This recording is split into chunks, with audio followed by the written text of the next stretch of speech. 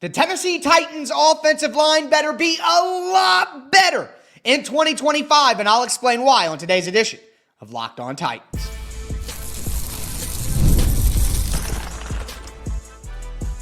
You are Locked On Titans, your daily Tennessee Titans podcast, part of the Locked On Podcast Network, your team every day. Welcome to the Locked On Titans podcast. I am your host, Tyler Rowland. Titans fans, on today's show, we are going to continue the 2025 Locked On Titans training camp preview series with the offensive line. We did episode 1, quarterback, special teams. We did tight ends and running backs yesterday. Now O-line, we're going to start next week with wide receiver and then head into defense with linebacker, edge rusher, interior defensive line, and the secondary, all leading up to Tennessee Titans training camp. In less than 2 weeks, the Titans will be out on the field for training camp. Now, I'm going to go over why the starting offensive line should be a lot better. I'm going to talk about why I think the Titans' depth on the offensive line can be a lot better, and I'm going to talk about some guys who I think it's time to move on from for the Titans. Now, before we get into all of that, I do want to thank you for making Locked On Titans your first listen each and every day. Remember, Monday through Friday, Tennessee Titans content all year round, always for free. Make sure that you get subscribed, stay subscribed. It's your team every day. Speaking of every day, shout out to my everydayers out there tuning in Monday through Friday. Couldn't do it without you guys. If you aren't an everydayer, it's the perfect time to be one, because now you're going to get to know every single player on the Titans roster heading into training camp.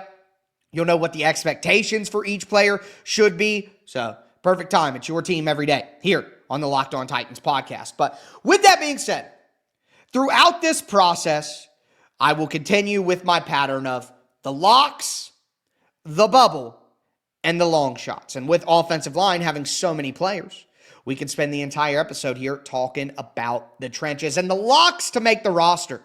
To me, there are 6 of them. And you may be wondering, 6? There are 5 starting offensive linemen, so who else would be a lock to make this roster? And I'll get there. But first, the starting 5 is a lock. I don't think I need to, act like I have some controversial take there.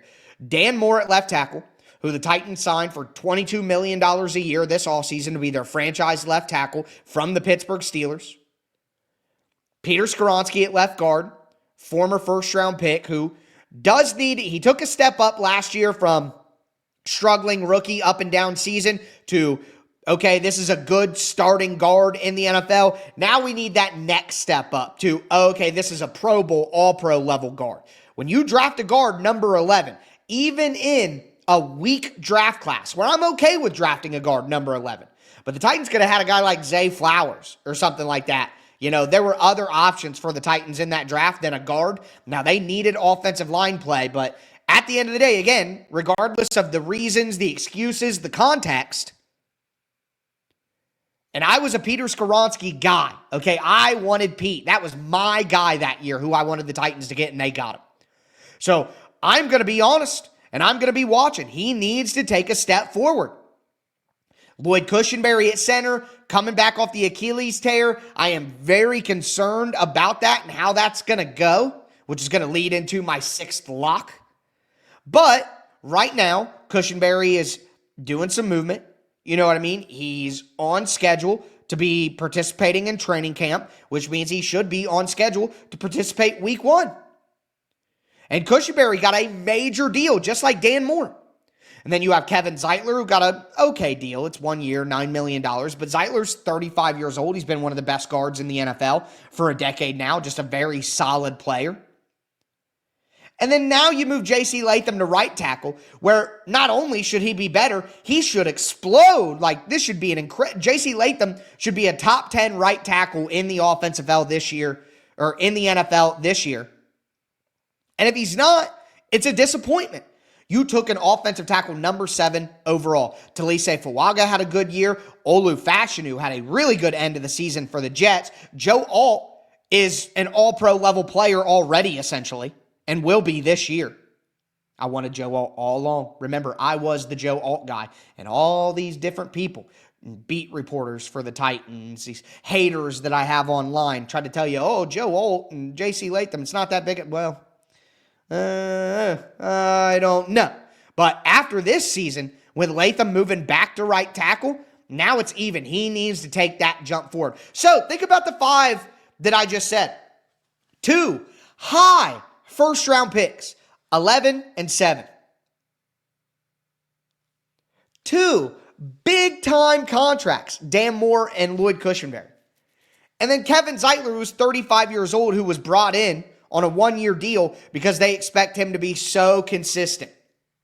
The expectations for this offensive line should be very high. Now, we can hope for the best and expect the worst. That's fair. But is it? I don't think it's fair. With everything that the Titans have put into the offensive line, we cannot give the Tennessee Titans the excuse of, they have too many holes. It's too difficult to fix all the spots. No, they, with what they've done, should have a serious answer at every single spot on the offensive line. We should expect good offensive line play this year. I'm not going to say great. Can't expect great offensive line play. I don't think that's fair. But this should be a top half of the NFL offensive line. And if it's not, with Bill Callahan as the coach, then we have to ask some serious questions. That's just the truth. They have invested enough in the offensive line at this point that we should expect some return on all that investment. And let me just say this. If you watch Cam Ward in college and watch him do all the Superman heroics that he does out there, incredible movie, by the way. Go take your family. It's great family fun. But to expect that, we have to give Cam Ward protection. You have to give him comfortability back in the pocket so that he can learn his timing and he can learn what he can get away with and he can have that protection to break things out of structure and make those big plays down the field, change games. Those are the plays that change games for the Titans. For Cam Ward to be able to do that as a rookie and feel comfortable doing that as a rookie and confident doing that as a rookie, you have to give him good protection. So good protection, not bad. No, the Titans should have a good offensive line this year. And honestly, that brings me to my 6th lock on the offensive line. It's Corey Levin. So recently, Brian Callahan showed a ton of praise to Corey Levin for being the Titans starting center while Lloyd Cushenberry has been out for this offseason program. And I would imagine Corey Levin will be the starting center for as long as Lloyd Cushenberry is not actively involved in practice.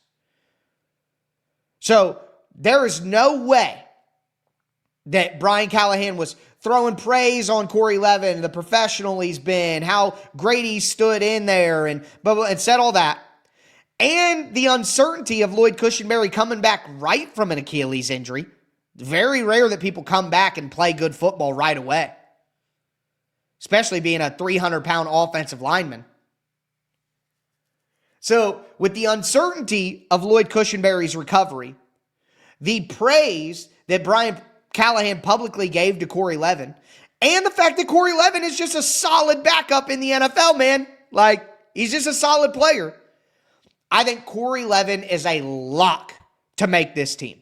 No matter what, they're going to make sure that they have him just in case, because center is such an important position with the communication not only with the other offensive linemen, but with the quarterback. You have to know that you have a solid answer there. The line will fall apart, and Corey Levin is that. But that's 6 spots taken on the offensive line. Doesn't leave a lot left, and we have a bubble and a long shot group to talk about. And when we talk about the bubble, I feel pretty confident that one of these bubble guys is certainly going to make it as well. Today's episode is brought to you by Monarch Money. Ever wish managing your money felt easier?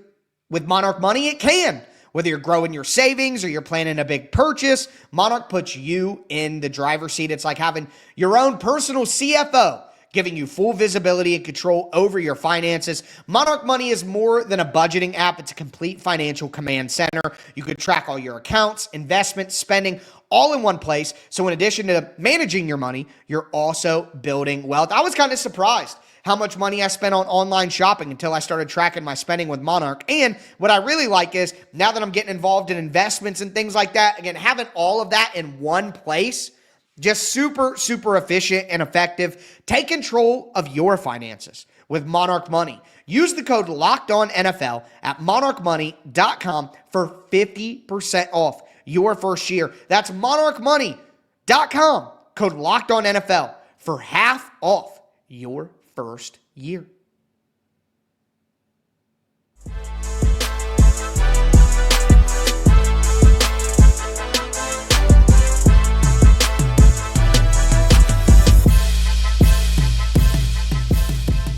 Titans fans, let's continue today's edition of the Locked On Titans podcast. We're doing our training camp preview series, talking about the offensive line. I just gave you my 6 locks to make it, and that includes the starting 5 and then Corey Levin, who I think is a lock to make this team as the backup center.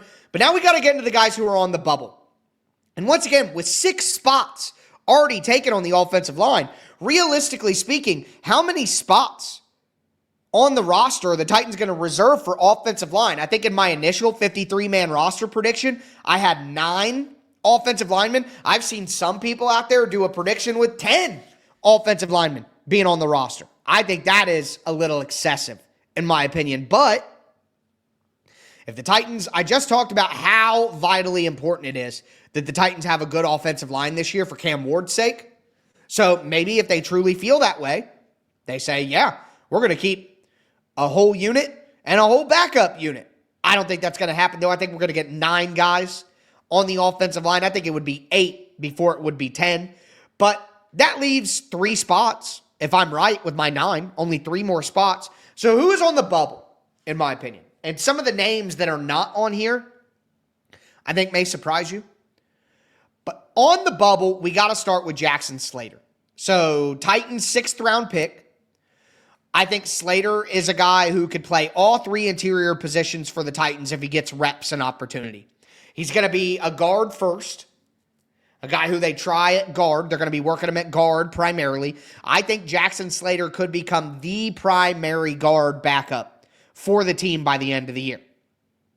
But Jackson Slater is certainly on the bubble. Again, you could say he's a lock to make it, and, all right. I wouldn't fight you on it. I don't think it's a hot take to say that Jackson Slater is a lock to make the roster. But now you're up to 7 offensive linemen.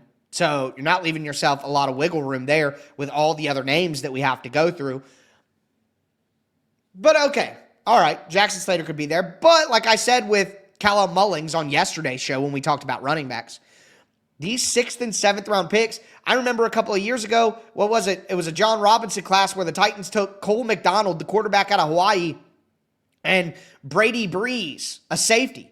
I remember other 6th round picks the Titans have had where they didn't make the team. They didn't make it. So it's like,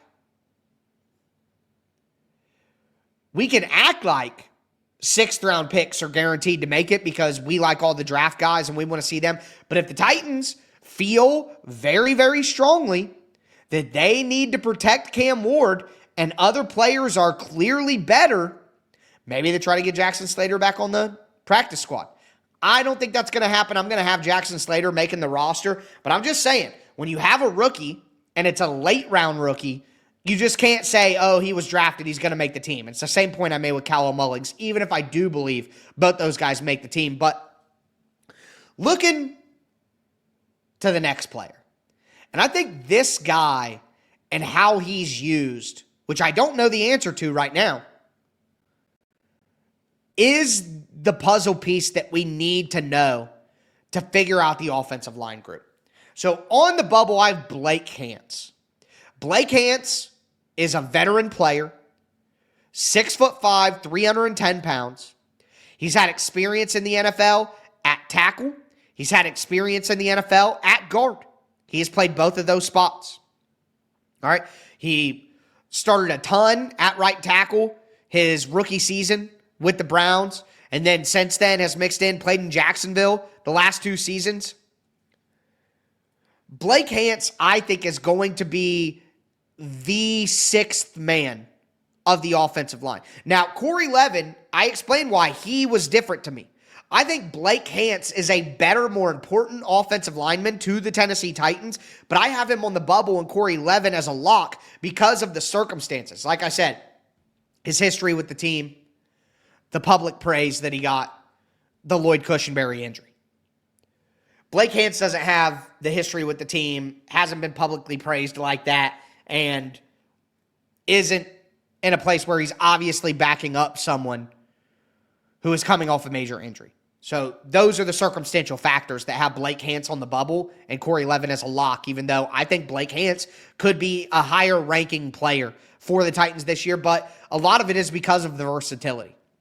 If you have a guy like Blake Hance who can come in and play tackle for you because he's 6'5", he has the length and the size to do it, but also can play at guard. If he's your best backup tackle and he's your best backup guard, how can you leave him off the roster? You can't. You can't. So I think Blake Hance is going to make the team, but he's certainly on the bubble. You can't call Blake Hance a lock because we simply don't know how they're going to use him. If the Titans see him as only a backup guard, maybe it comes down to him and Jackson Slater. Because think if they have Corey Levin as the backup center, they say, hey, we're going to keep Jackson Slater as our backup guard because he's a 6th-round rookie and we want to keep developing him. And we need a pure offensive tackle as our swing tackle. And they don't view Blake Hance as a pure tackle, there may not be room. So that's why he's on the bubble. Although, like I said, I think 9. I think it'll be Levin. I think it'll be Slater. I think it'll be Hance because Hance has the ability to play offensive tackle and interior offensive line. And then the 9th offensive lineman that the Titans keep is going to be a tight end. Okay? A tight end. It's going to be a pure offensive tackle. A pure offensive tackle. So that's why, for me, the last 2 guys on the bubble, we have Jackson Slater and Blake Hance for the interior. The 2 guys on the bubble for tackle is Ali Udoh. And if you remember, the Titans brought in Ali Udoh when they brought in Sam Mustipher and they brought in Brandon Jamies, all these veteran guys to stack the offensive line depth. And we'll get into some of those guys. But Ali Udoh is a pure offensive tackle. 6'6", 320 pounds. He started 19 games in his career, 16 started games with the Minnesota Vikings in 2021. Now, I will say this. He played some guard, too. Ali Udoh played guard for Minnesota. The first 2 years he was with them, and then switched and played some tackle. The last year he was with them in 2003. But first 2 seasons with Minnesota, he played tackle, then he played guard, then he went back to tackle. 6'6", 320 pounds. This is a guy who will play tackle for the Tennessee Titans. Starting experience, I think that's the route you want to go. If your 2 backup tackles are Blake Hance and Ali Udoh, I think you did okay. Guys with real experience and veteran guys who are ready to play and help Cam Ward if they have to. Now, the other tackle that I am putting on the bubble, and I don't agree with it, I don't like it, but I think it's true, it's Jaelyn Duncan. Remember, Jaelyn Duncan was the 6th-round pick out of Maryland in 2023. Guy with a ton of talent, great athleticism, but there were questions about his love for football, his work ethic, his finish through the whistle. I did not like the pick of Jaelyn Duncan. I didn't think it was going to work out. I haven't liked anything I've seen from Jaelyn Duncan. I'm not a fan. But here's the reality. Bill Callahan has talked about they like his potential. Brian Callahan has talked about how they like Jaelyn Duncan's potential. They went out of their way to give Jaelyn Duncan opportunities to play last year. He ended up getting hurt when they gave him a good opportunity. Again, I don't think that he's a guy mentally cut out to play professional football.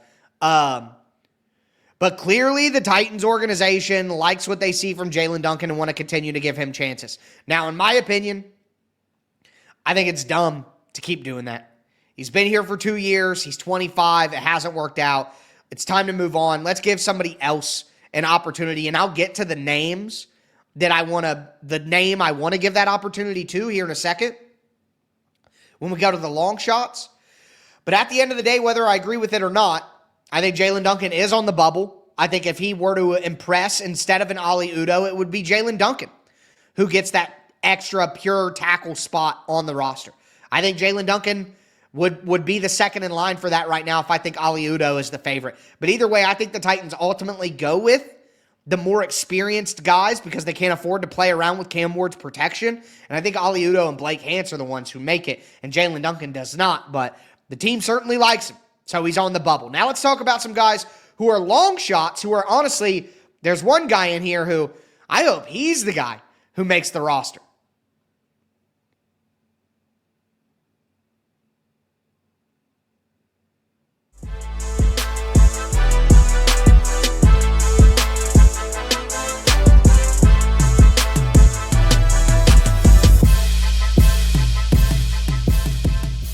Titans fans, let's cap off today's edition of the Locked On Titans podcast. We talked about the offensive line expectations for the starting group. We talked about why I think Corey Levin is a lock. We talked about the bubble conversation, 2 interior, 2 on the offensive tackle spots that I think are really fighting for the depth roles. Now I want to get into the long shots, because I have 2 different points to make during the long shot section. One, I have, hey, let's move on from these guys after this training camp and get new blood in here next year. And then there's one guy who I would like to see stay with the team, whether it's practice squad, which I think is ultimately most likely, or not. I want to see him stay with the team. But before we dive in, I do want to thank you again for making Locked On Titans your first listen. For your second listen, check out Locked On NFL Scouting. As training camp gets closer, moves are being made. Host Kyle Krabs and Joe Marino will make you the most informed NFL fan this offseason. Find Locked On NFL Scouting on YouTube or wherever you listen to podcasts. But the long shots. Number 1 for me is John Ojukwu. He's had enough time. Jalen Duncan that's why I put Jalen Duncan in the bubble section, and I put John Ojukwu in the long shot section, even though I would say they're very similar in their place on the team. At the end of the day, the team has just been more excited about Jalen Duncan. They are more interested in his potential than they are John Ojukwu. I think that's the smart thing. I think Ojukwu has gotten more run as like a 5th or like a 6th offensive lineman, like a heavy tight end. And I get that because he's just a more powerful guy than Duncan, who's more athletic. But I think the athleticism of a Duncan and him being a draft pick rather than an undrafted guy just gives Jalen Duncan an edge, and Jalen Duncan's younger. So that's why I would put John Ojukwu in the long shot and Jalen Duncan in the bubble, even though I think those guys are close to each other. John Ojukwu is one of those guys who, like I've been saying, it's just time to move on. He's been around for, what's it been, 3 seasons now with the Tennessee Titans organization. It's just time to get a younger player in there. It's not going to happen. Oh, well, I guess, it's only been 2 years for Jalen Duncan. Whatever. But I guess it's just he's been here for 2 years, bouncing around the roster in the practice squad, hasn't overtaken a guy like Jalen Duncan who's barely going to make the team.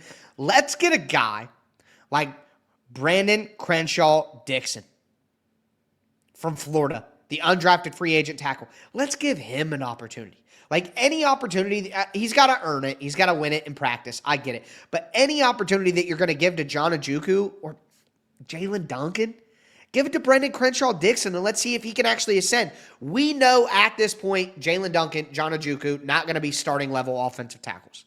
We know that. So let's go with a younger guy who has maybe some more upside.